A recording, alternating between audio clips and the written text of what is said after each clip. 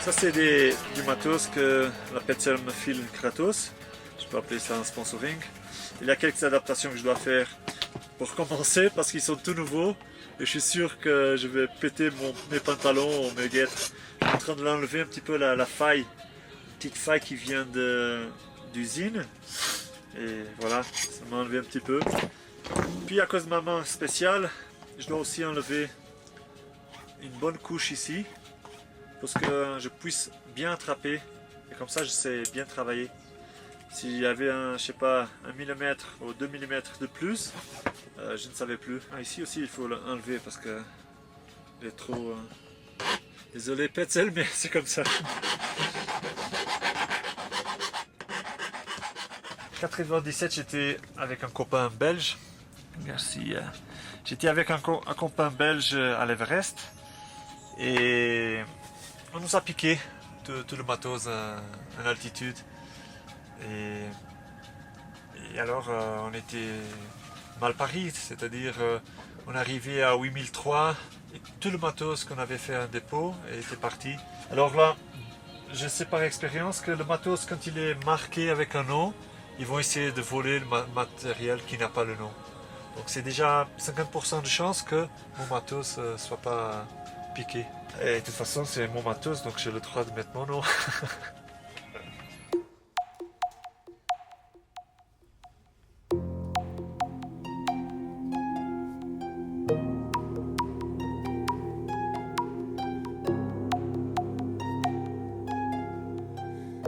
Le K2, c'est ces montagnes magiques, hein, mythiques.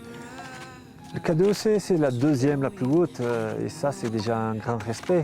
L'altitude mortale, c'est déjà une grande difficulté. Et puis, si on ajoute quelques passages très techniques, ou même à niveau de la mer, c'est déjà assez difficile. J'imagine là-haut que ça ne serait pas facile. Donc c'est considéré par beaucoup d'alpinistes peut-être la montagne la plus difficile, la plus dangereuse au monde.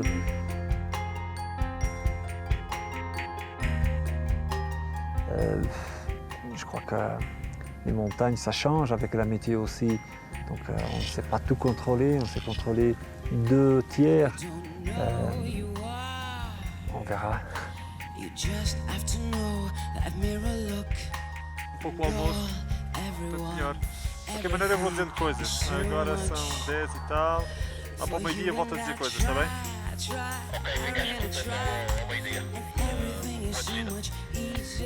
Ok, obrigado, até logo. Bah, on est arrivé ici au K1 de la voie normale, voie Abruzzes. C'est une petite plateforme et je comprends que c'est vraiment exposé. Il y a la possibilité d'une avalanche pulvériser toute cette quinte. Donc notre option c'est faire un dépôt derrière ces cailloux et descendre encore aujourd'hui. La météo n'est pas bonne, n'est pas mauvaise, mais ça risque de se gâter. On va pas risquer ça. La bouffe au Cambaz est beaucoup mieux. On a peut-être 3 heures pour descendre, c'est ce qu'on va faire. C'est un petit peu chaud au niveau cailloux qui peut tomber, quoi. Mais l'inclinaison, je l'attendais un petit peu comme ça.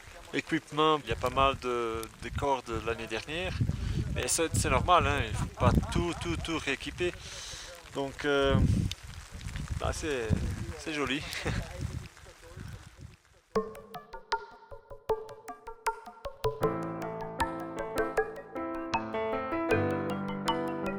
Mes parents, au début, ils croyaient que c'était quelque chose, tu sais, que ça passe.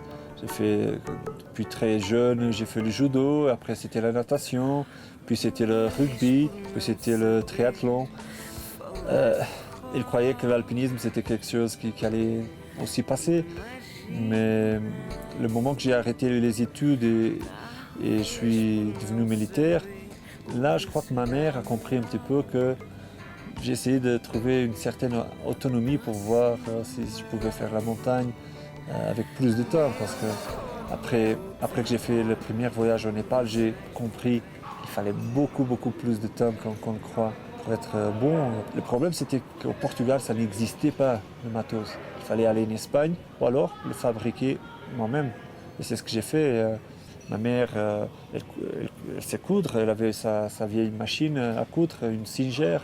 Et alors moi, je faisais la même chose. Quand elle voyait vraiment que je ne savais pas le faire, elle me donnait un petit coup de main. Par exemple, le velcro, c'est chiant que ça reste là coincé et puis c'est pas bien fait.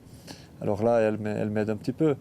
Mais j'ai fait mes premières gants, mes premières guêtres, mon premier sac-couchage. J'ai même fait une tente, mon premier baudrier aussi. Ça, c'est... J'étais dans un dépôt de vieuses voitures. J'étais là, piqué des ceintures de sécurité. Et puis dans la machine à coudre d'un cordonnier, on a fait une copie. Et moi, j'ai tombé, j'ai grimpé en tête, je tombais, et ça tient. Je me rappelle que la première fois que j'ai parti à faire le Chamonix-Zermatt sans refuge, à bivouaquer et à dormir dans la neige, là, ma mère, elle a eu un petit peu de peine, elle m'a acheté un bon sac couchage duvet. C'était mon premier duvet.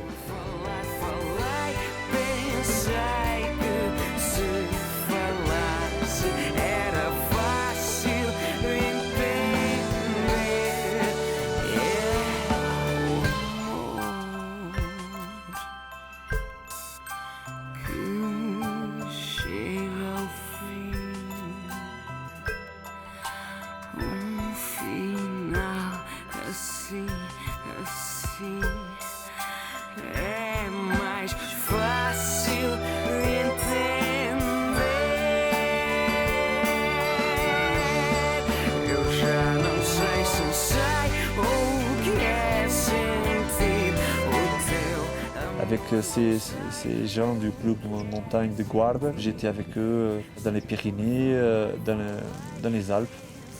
À l'âge de 16 ans, j'ai fait mon premier Mont Blanc. C'était vraiment très vert, mais j'avais beaucoup de volonté, donc j'ai risqué trop, bien sûr.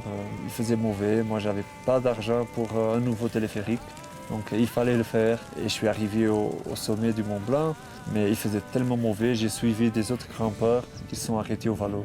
À ce moment-là, je ne savais même pas que ça existait, le Valo. Et alors, le lendemain, il faisait mieux, donc j'ai eu de remonter au Mont Blanc et descendre. Et là, je me croise avec tous mes compatriotes qui m'appellent de fou, tu es fou, on te croyait mort, et ci et ça. Voilà, et puis ma vie est devenue un petit peu comme une boule de neige.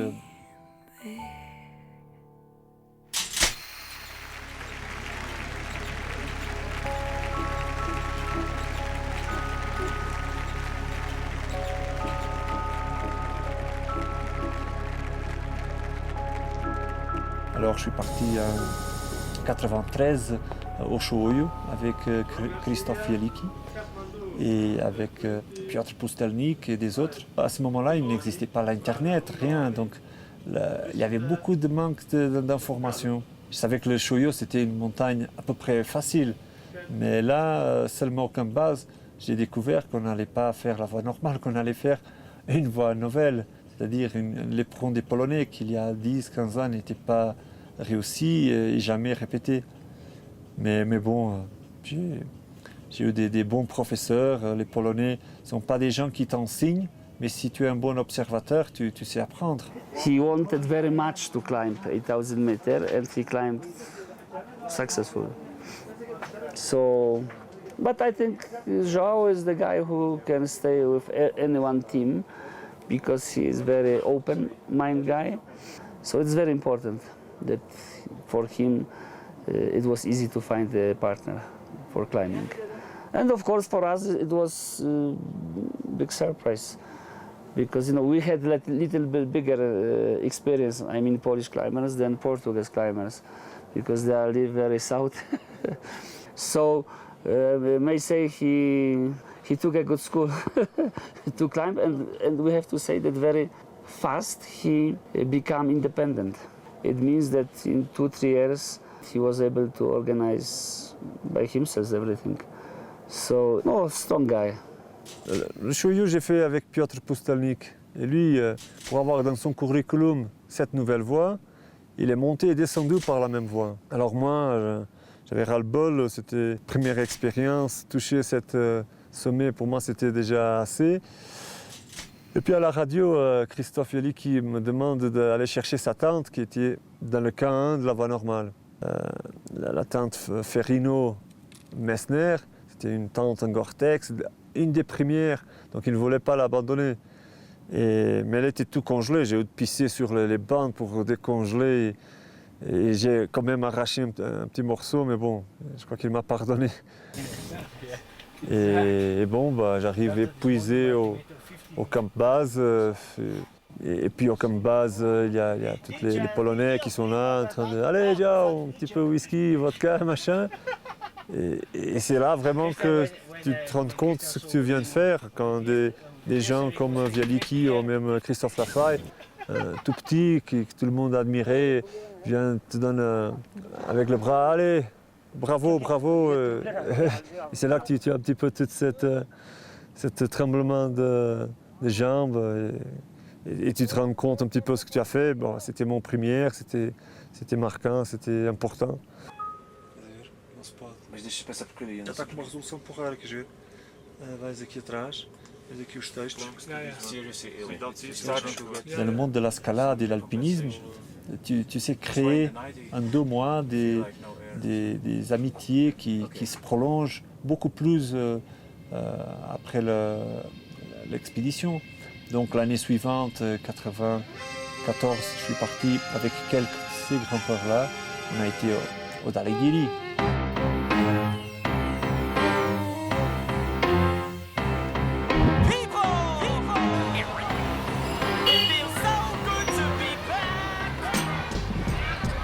Dalegiri, c'est une montagne plus dangereuse qu'on le croit. On croit que c'est une pyramide, facile à monter et à descendre. Mais pour arriver à cette Osaka plateau, il y a pas mal de chutes de cailloux. C'est une sensation comme si tu étais en guerre. Hein. La seule différence, c'est quand on te tire dessous à la guerre, tu as un fusil, tu peux répondre. Mais là, non, tu ne peux que te cacher et essayer que ça ne touche pas tes mains. Tu protèges tes mains sous le truc. Si ça touche le casque, au moins, tu peux continuer. C'est même pas survivre ou pas survivre, c'est putain, je veux pas qu'il me coupe un doigt, que je dois rentrer à la maison, non, je veux continuer. Maximum, on a mis 5 mètres de corde fixe. Je sais qu'il y a des experts qui mettent 2-3 000 mètres de corde. Ben là, les Polonais ils sont vraiment minimalistes.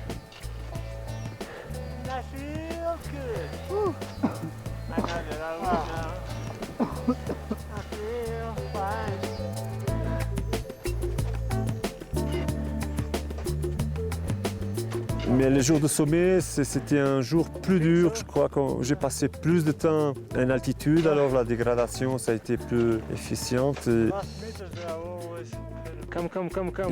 je me rappelle qu'en montant, j'ai eu beaucoup de difficultés. On était un groupe de 4 et dans le 4, j'étais le dernier. Ça veut dire quelque chose. Mais en descendant, j'avais mal.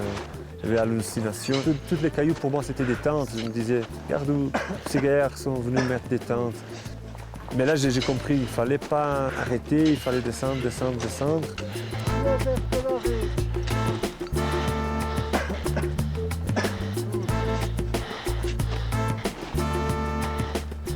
Et il y a un moment que dans l'amphithéâtre, je trouve un piolet que j'ai reconnu immédiatement d'un guide suisse. Et lui, il n'était pas là. Donc quand j'ai descendu, j'ai croisé cette information avec les autres qui ont commencé à pleurer. Et c'est comme ça, j'ai laissé le piolet là. C'était aussi ma première contact avec cette dure réalité de la mort en haute montagne. Mais je crois que dans tous les apprentissages, on accepte. C'est dur. Mais là, c'était presque au début. Donc, et puis le suivant, ça a été le Nanga Parbat. C'était un échec, on n'a pas fait sommet. C'était une année extrêmement chaude, ça fondait à crever. J'avais fait ce que j'ai toujours dit, j'avais donné mon mieux et rentré bien à la maison, donc j'avais pas pris la cerise sur le gâteau, le bonus. J'étais content.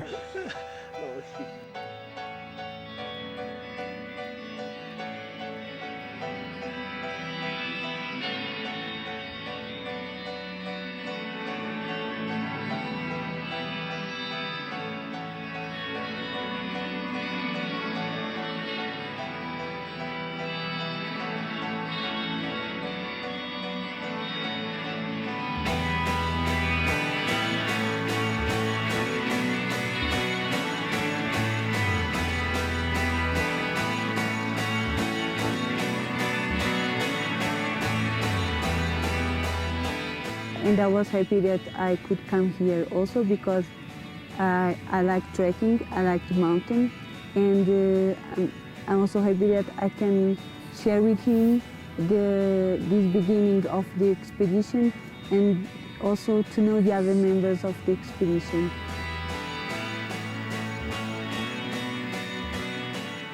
For me, K2 it's a mythic mountain, and my feelings about it, it's like, of course, that sometimes I miss him and I get anxious, but I trust him.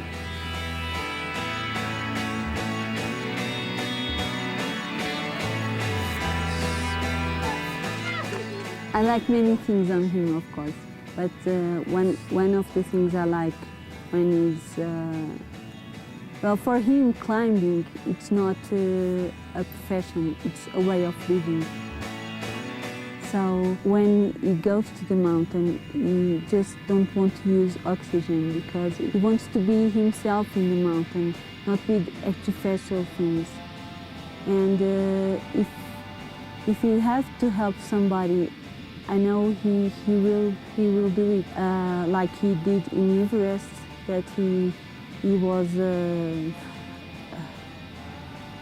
very down and he went back to look for Pascal, and I think it was in Gasherbrum that he helped a man also that it was almost dying.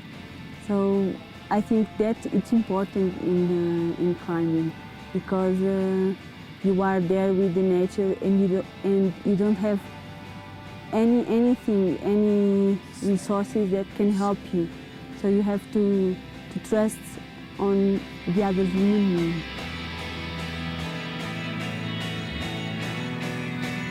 I'm sorry. Wait.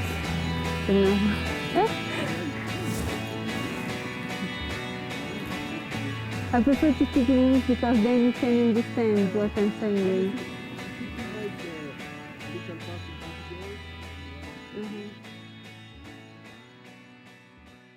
97, c'était une très mauvaise année.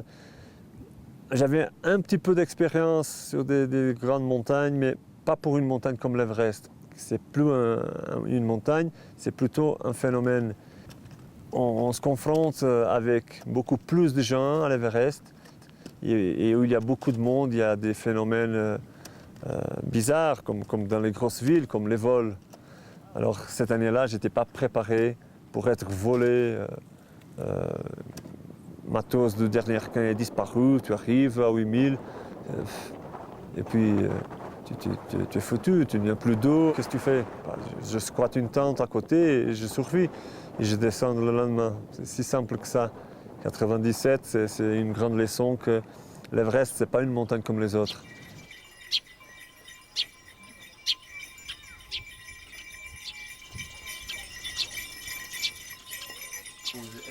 Ah, yes.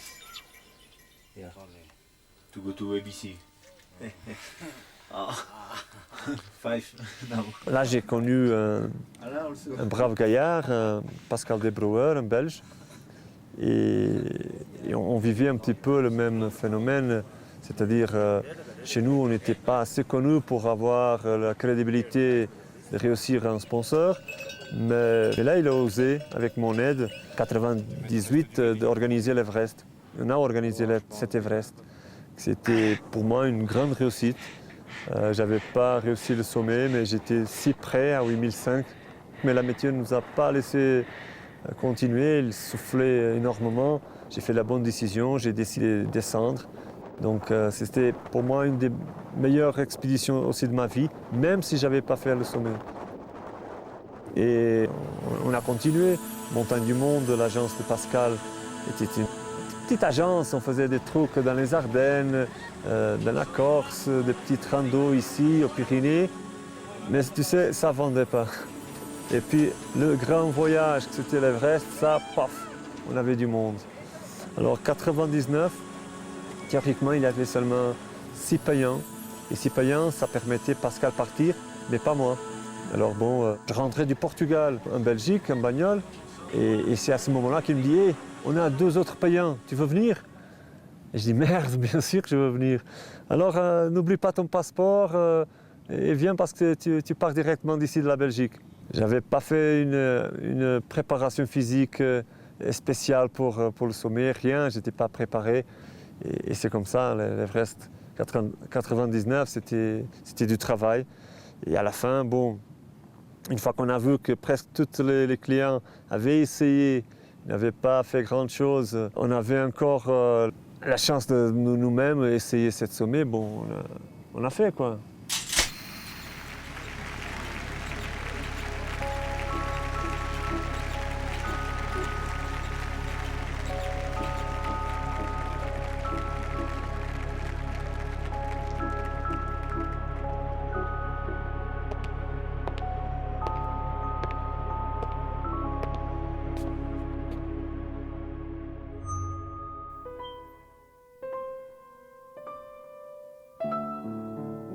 Vers minuit, on est parti. Et là, j'étais un petit peu de vin, puis c'était lui qui était un petit peu de vin. On a fait toute cette partie rocheuse.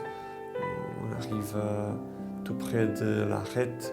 Et là, les premières lumières, vers 4h30, 5h, on a déjà la lumière. Donc, on a le lever de soleil le plus tôt au monde.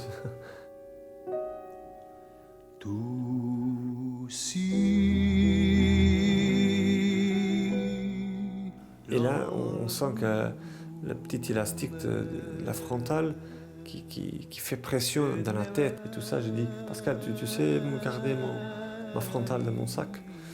Et lui, il a dit, oui, d'accord. Il a fait la même chose, il a mis son frontal aussi dans mon sac. Et cette sac-là, après quelques heures, je l'ai abandonné. Je me suis dit, bon, ça ne sert à rien d'apporter cette sac au sommet. Il n'y a que des gourdes vides de frontal. Bah, c'est bon, on va le laisser ici.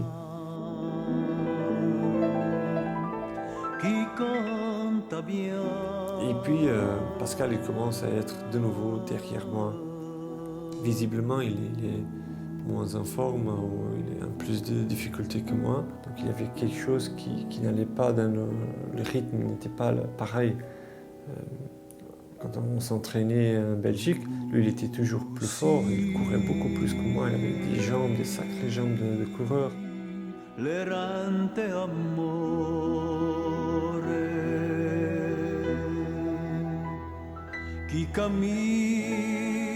J'ai profité aussi du fait que j'attendais de temps en temps Pascal pour me reposer.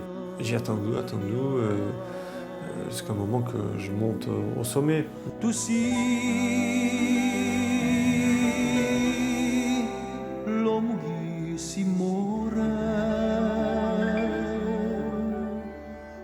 C'était le rêve, mais là-haut, on est tellement dans le gaz qu'on essaie seulement de continuer à respirer.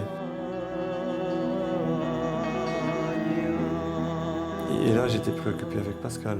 Il n'arrivait pas, bon, je ne savais pas exactement à quelle heure il était, mais je savais que le soleil n'était plus en train de monter, il était en train de descendre. Et ça, c'était pas bon.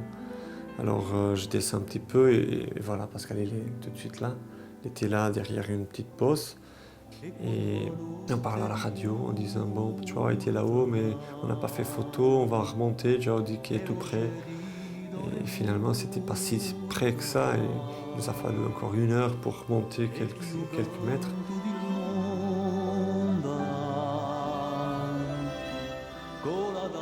C'était un rêve à deux depuis 3 ans. C'était cette rêve à deux que je voulais faire, je voulais me partager avec lui.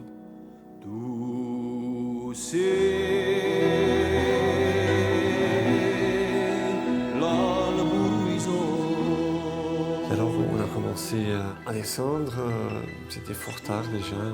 On était tout le temps en train de toussir, tout le temps on ne savait même plus rester debout, essayer de respirer.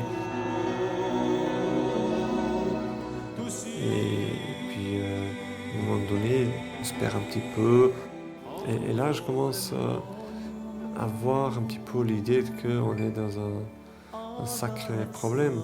Parce que les frontales étaient dans mon sac, qui était encore plus bas.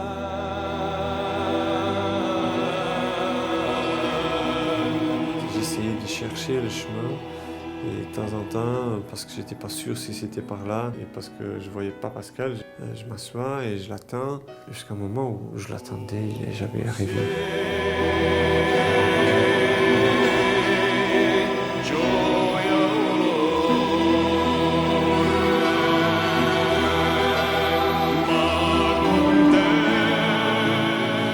Et alors, j'ai décidé de rester. Enfin, j'ai pas décidé, je crois que c'est la manque d'énergie qui m'a fait décider de... On attend, on essaie de survivre la nuit comme ça. Et je voulais pas m'endormir non plus, mais bon, c'était inévitable, parce que j'avais froid, vraiment froid. Et là, j'ai plus la notion de où est-ce qu'on est au niveau temps, au niveau géographique. Je commençais à être dans une situation terminale.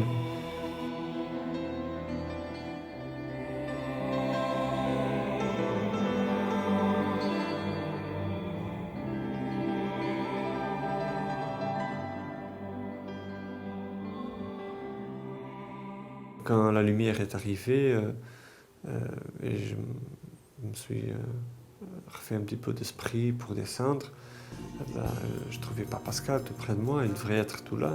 Pour moi, il a toujours été plus fort que moi, donc pour moi j'étais tout seul, lui il avait réussi à descendre et c'était moi qui était là dans la merde. J'ai commencé à descendre. Pas seulement je trouve mon sac, mais je trouve aussi un des Polonais qui avait fait le sommet. Et je le demande pour Pascal, oui, Pascal est au camp. Et il dit non, Pascal n'est pas au camp. Et là, j'étais vraiment, merde, Pascal est encore en haut. Et là, il déconne, je descends.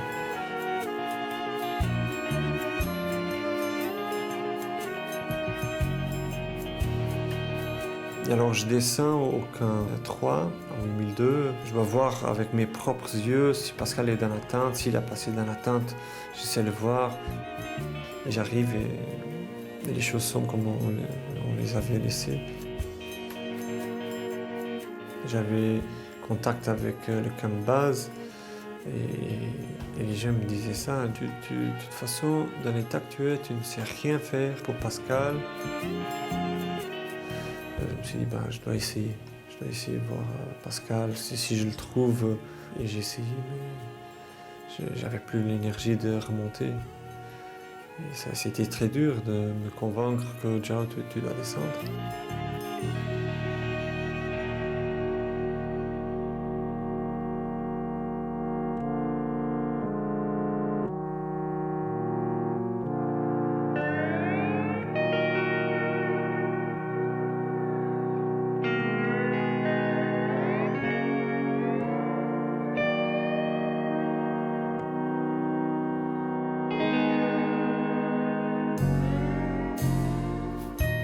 J'ai passé 3 mois dans cet hôpital à Saragosse, en Espagne. J'avais une gelure profonde, j'ai perdu la plupart de mes doigts. Et le nez, on a fait une construction. Les pieds, finalement, ils n'étaient pas si mauvais. Et voilà, une année après, on a décidé d'y aller faire un hommage à Pascal. Un petit monument, on a mis une plaque. J'avais besoin de mettre un terme à cette triste période de ma vie et recommencer quelque chose.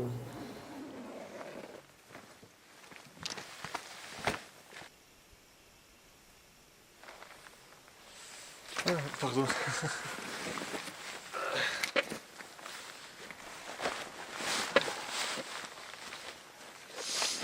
Chargé comme des moules. Des moulets. Parti. Allez.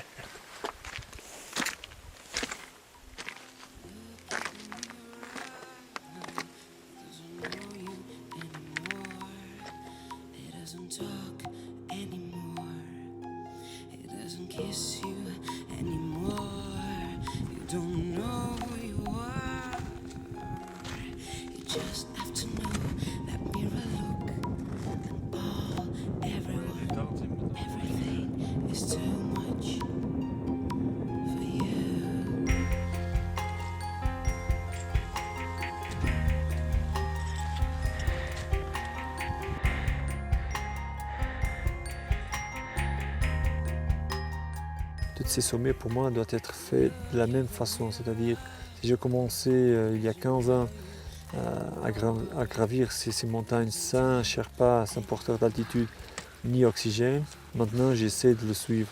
Parce que sinon, je ne sais pas comparer l'ascension avec les autres choses. C'est comme maintenant, si je dis je vais courir demi-marathon et je fais l'autre demi avec un vélo, je ne peux pas comparer avec les marathons que j'ai courus.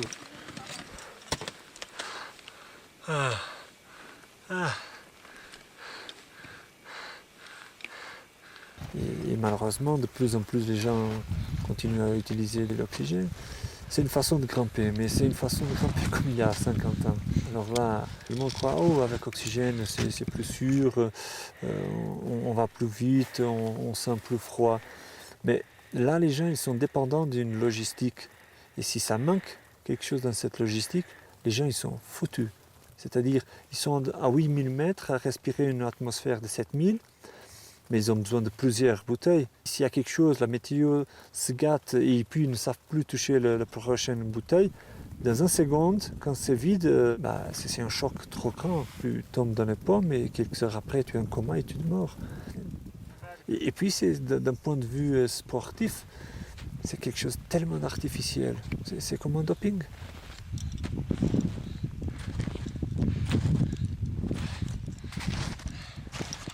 Chegamos aos 7300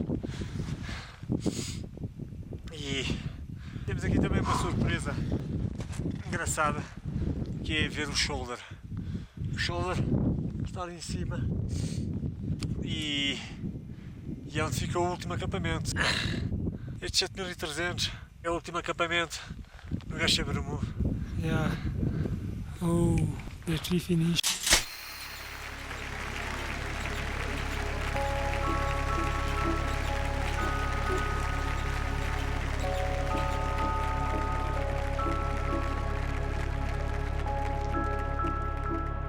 Tout au début, là, il était extrêmement sensible au niveau de ses extrémités gelées, au niveau des doigts, de son nez aussi. Il a déroussé chemin à un moment de manière tout à fait raisonnable et après tenter le sommet avec des gants plus sophistiqués. Il s'est vraiment réadapté à son problème, mais de manière pour en faire une force presque maintenant. Et moi et Jean-Luc Foal, le copain avec qui j'avais grimpé au Pérou, on s'est décidé d'aller au G2. Je me rappelle qu'il a neigé 11 jours sans arrêt au camp de base. Et après, on avait, je sais pas, une semaine pour essayer. C'est tout. C'était le camp 2 à 6004. On est parti à 10h du soir et on a marché toute la nuit, progressé. On n'avait pas installé de camp au-dessus, on n'avait rien mis et c'était trop tard. Et c'était en fin d'expédition, donc on faisait le sommet ce jour-là, on ne le faisait pas. Et alors lui, avec d'autres personnes, il a fait la trace dans la dernière pente de neige. Et on est arrivé au sommet, c'était pour moi une grande victoire. C'était démontrer à moi-même que j'étais capable, que bon, j'avais perdu la plupart de mes doigts, mais que la vie ne s'était pas arrêtée, c'était pas fini. Moi, c'était un rêve de gosse d'arriver à 8000 mètres. Ça s'est bien passé finalement, je vais dire. Sans lui, je pense que personnellement, j'aurais pas réussi le G2 parce qu'on est que les deux de l'expédition qui en comptait une quinzaine, avoir réussi le Gasherbrum 2 cette année-là, en 2001. On avait toujours un petit peu derrière l'oreille l'idée de revenir au Pakistan pour faire le G1. Alors, je suis retourné avec Jean-Luc et on a fait cette sommet, c'était très très très beau.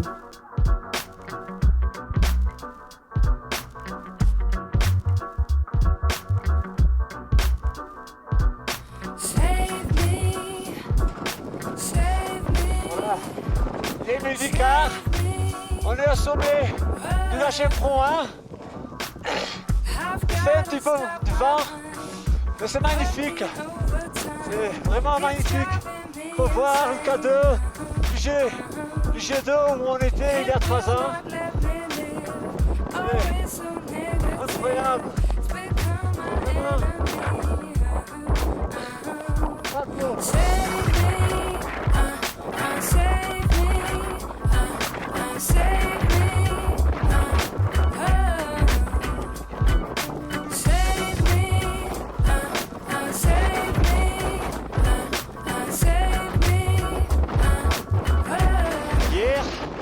un Espagnol qui s'est mort à descendre d'ici, donc on va couper l'appareil et on va commencer à descendre, prendre tout son temps, descendre doucement.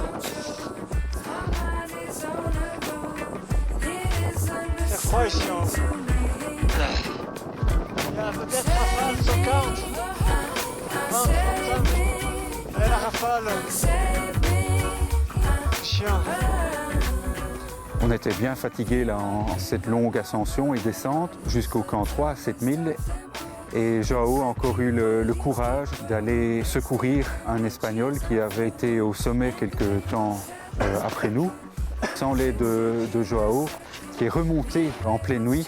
Je crois que cet Espagnol restait et mourait de froid à quelques centaines de mètres au-dessus du camp.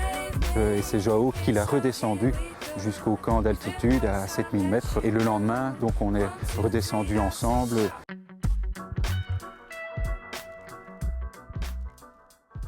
But the equipment is there. Ah, sim. Because it will be a heavy bag Yeah. with gas. We're gonna carry 4 gas, stove, all this. We can find another tent, but we cannot Je find. ne suis pas un guide, mais j'ai organisé, je sais pas, quelques ascensions pour des groupes de gens qui me connaissent, pour des associations. J'ai fait 7 fois la Concagua, en 8 voyages. J'ai fait 7 fois le sommet de l'Island Peak, 2 à Madablam, 2 pour Mori. C'était ma façon de continuer à faire ce que j'aime.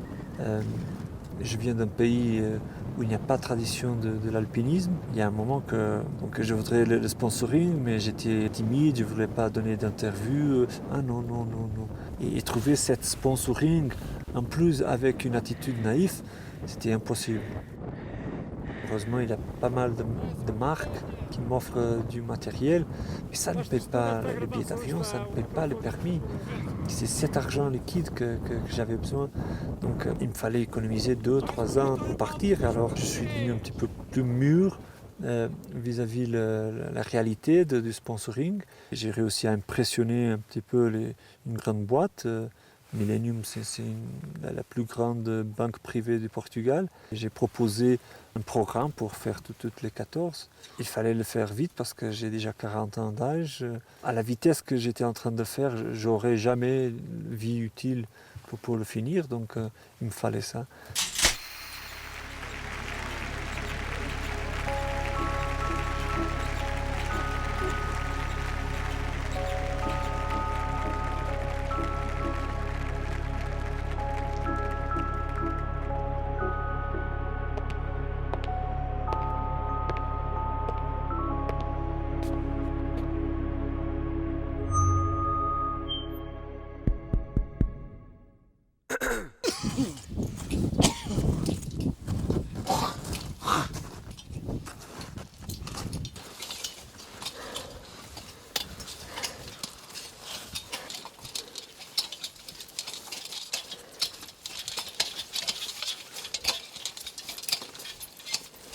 Et je suis parti avec un seul copain.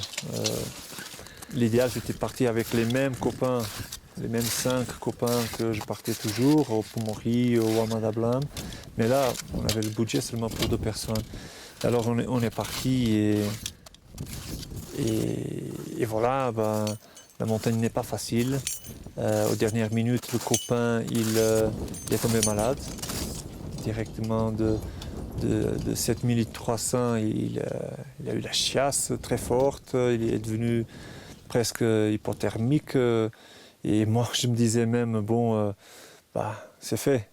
J'ai déjà une raison pour ne pas vraiment essayer le sommet. Mais là, dernière minute, vers minuit, il me dit « Non, vas-y, essaye. Fais les liquides, après, je suis mieux. » Et j'ai essayé, tout seul. J'avais ma météo très précise, que j'avais 12 heures de bas vent au sommet. Et alors, j'ai foncé. Quand tu fais la voie normale de l'Otse, tu es toujours dans une canaleta, tu es toujours à l'abri.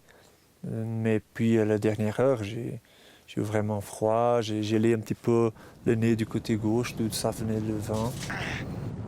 Mais le Lhotse, c'était aussi une expédition très marquante parce que j'étais pas tout seul. Quand je montais, je voyais que Pascal était devant moi. Quand j'ai abandonné mon sac, il est resté à côté de mon sac. Quand je descendais au camp 3, il était là à côté de la porte. Bon, il n'était pas là, il était dans ma tête. Et c'est quelque chose... Pour moi, c'était la dernière expédition que j'ai faite à côté de l'Everest. J'avais un besoin énorme de m'éloigner de mes fantasmes, quoi. Et ce qui me motive un petit peu, au moins au début, je dois avouer que maintenant ça devient un petit peu une machine. Tu viens avec un objectif très spécifique, mais au début c'était la magie de partir pour un autre continent, voir, connaître des autres cultures, des autres religions, une autre géographie, des autres habitudes. Et c'est ça qui me motive, c'est ça que c'est vraiment charmant, c'est très intéressant. On devient beaucoup plus souple, beaucoup plus flexible. Quand on rentre, on est beaucoup plus relax, calmos. On apprend avec ces gens la vérité de la vie. Donc, le vrai stress, c'est vraiment trouver de la bouffe pour ta famille tous les jours. C'est ça les préoccupations. Dans notre société, on a tellement de choses qu'on invente des problèmes. Hein. Puis c'est la passion de la photo, la passion de la montagne, de partager avec des gens qui sont les vrais montagnards, les gens qui habitent. Et puis, quand tu vas en montagne, tu vas connaître aussi des autres alpinistes.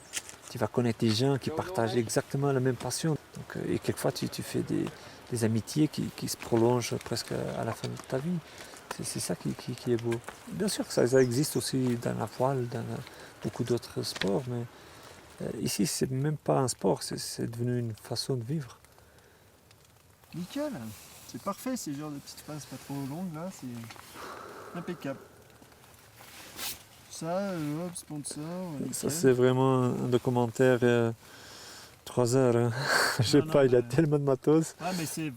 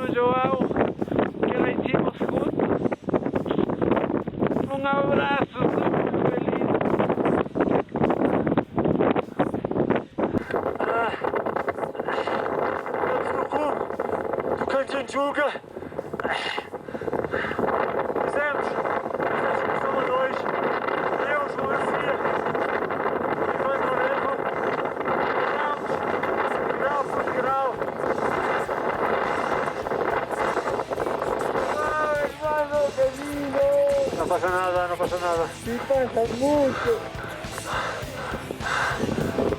Qué lindo haber hecho juntos, Iván, gracias compañero. Con todo mi cariño, hermano querido.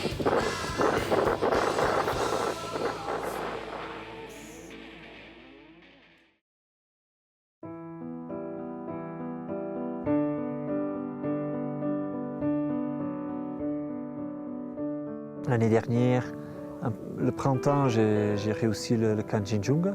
C'était une magnifique expédition. Je l'ai fait. Finalement, j'allais le faire tout seul, mais à dernière minute, il y a un copain de l'Équateur, Ivan Valero, qui a voulu de nouveau réessayer et on a fait tous les deux, toute la trace à deux. C'était magnifique, c'était très beau. L'automne passé, ça ne s'est pas bien passé. J'ai voulu amener un groupe de Portugais, de jeunes Portugais qui n'avaient jamais fait un 8000.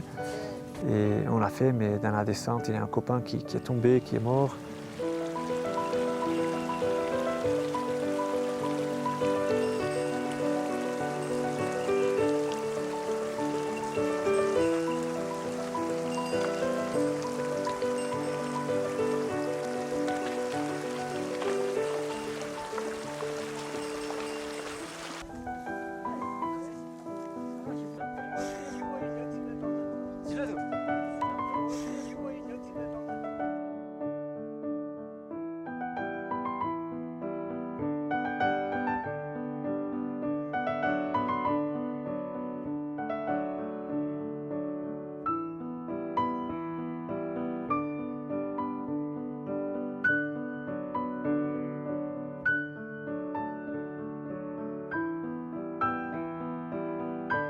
Cette image romantique de deux alpinistes unis par une corde, la fameuse cordée alpine, c'est quelque chose qui ne peut pas exister ici à 8000 parce que dans les Alpes, si quelqu'un tombe, on a encore un petit peu de réflexe et force pour arrêter le copain. Ici, si deux personnes sont encordées, il y a une qui tombe, il y a deux qui meurent. C'est si simple que ça. Donc, c'est mieux de faire, disons, le solo, d'être pas solitaire, mais le solo le point de vue de quand on n'a pas de cordes.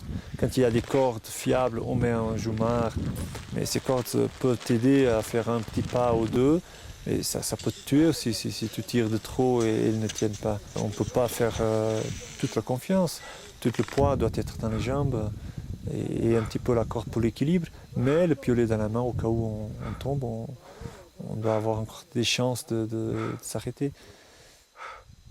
Vamos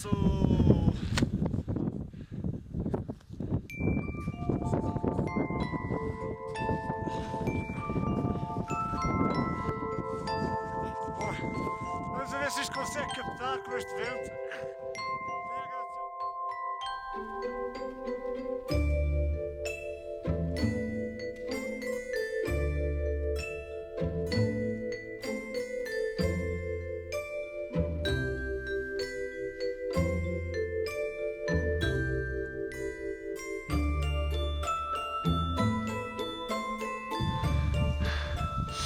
Ainda estamos quase a 8.000 metros.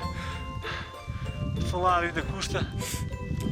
Infelizmente vamos encontrar agora o Bruno e vamos convencê-lo a descer connosco. Temos que encontrar aqui compromissos, segurança, realização. Deixar o Bruno ir com este mau tempo por aqui acima sozinho não era de todo razoável. Não sei mais dizer.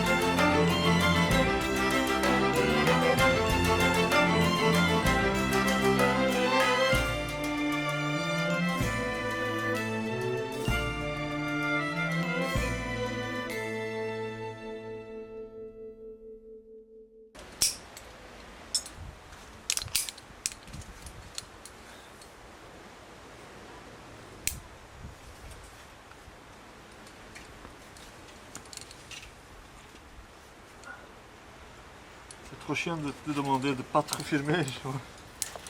Ça intimide un petit peu. Tu rigoles? Je filme que les pieds. Hein? Je filme que les pieds.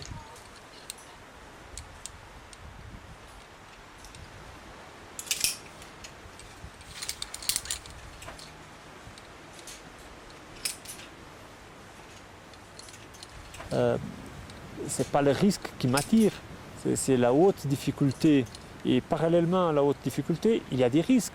Mais c'est quelque chose qui a grandi depuis 15 ans naturellement. Je savais qu'au début, le risque de faire un petit peu d'escalade, c'était me casser une jambe peut-être. Et puis petit à petit, ça a monté un petit peu les ambitions et les risques. Donc, c'est pas le risque qui m'attire, faire la haute montagne. C'est la haute montagne, c'est la grande difficulté, c'est me surpasser à moi-même. Quand je pars en expédition, je vais connaître des gens un petit peu partout au monde, des gens qui pensent comme moi, qui ont le même désir de gravir des très grandes montagnes, les plus hautes montagnes au monde. Et voilà, ils me demandent souvent, Portugal, mais il n'y a pas de montagne, il n'y a pas de tradition. Je dis oui, c'est vrai, il n'y a pas de montagne, mais la tradition, j'essaie de la faire. Et puis c'est toujours des trucs genre, ah ouais, on connaît Ronaldo et Figo de foot, et puis la musique c'est comment, et la bouffe c'est quoi, ah la morue, ah oui, codfish, d'accord. C'est toujours un petit peu les cartes d'invitation pour le Portugal. Et la bonne météo, on fait plein de grimpes, on a des bons grimpeurs. On n'a pas la haute montagne, mais bon, l'Angleterre non plus, hein, mais ils ont des sacrés alpinistes.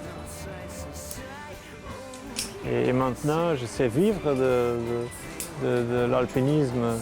Donc mes projets maintenant, c'est continuer jusqu'à 2010 à essayer de grimper les 5 montagnes de 8000 qui me restent.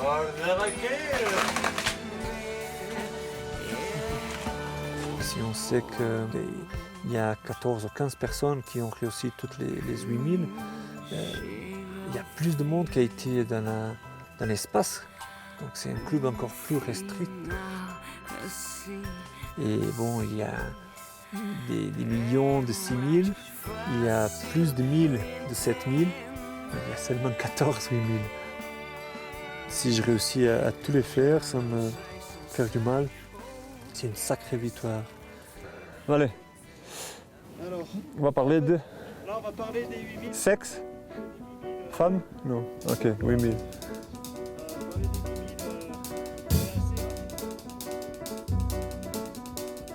Oh, Cinnamon, where you gonna run to? Cinnamon, where you gonna run to? On savait qu'on avait seulement 2 ou 3 jours de bon temps. Après, on croyait qu'on allait directement qu'un 3, 4, et c'était pas possible. Beaucoup de pirates restaient derrière, à rien foutre, pas mettre de corde, pas faire la trace. On est arrivé épuisé à un endroit où on a fait le camp 3,5 dans la neige par la cuisse. Et le lendemain, on transportait environ 800 mètres de corde fixe pour faire cet équipage du bottleneck. C'était un passage en dessous, un grand sérac, très exposé, où il faut passer de la glace à 70 à 80% d'inclinaison.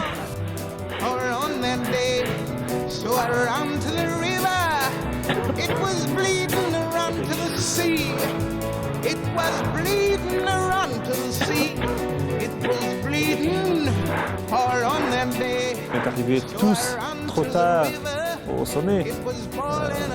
Tout le monde sait, midi, 2 heures après-midi, sommet ou pas sommet, on fait demi-tour pour rentrer au camp. Et même quand on savait que le lendemain, ça allait être vraiment galère la météo. Donc ça a été vraiment limite.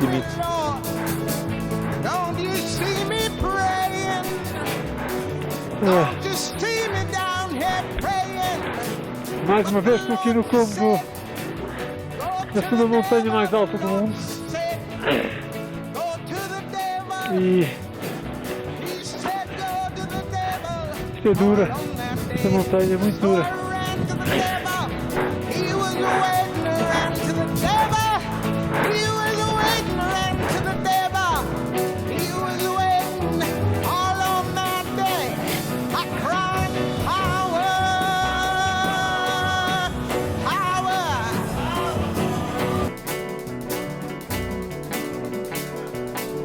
Oh, I ran to the river. It was boiling around the sea. It was boiling around the sea. It was boiling all on the bay. So I ran to the Lord. I said, Lord, hide me. Please hide me. Please help me all on that day. He said, child, where were you when you ought to have been praying? Said, Lord, Lord, hear me praying, Lord, Lord, hear me praying, Lord, Lord, hear me praying all on that day.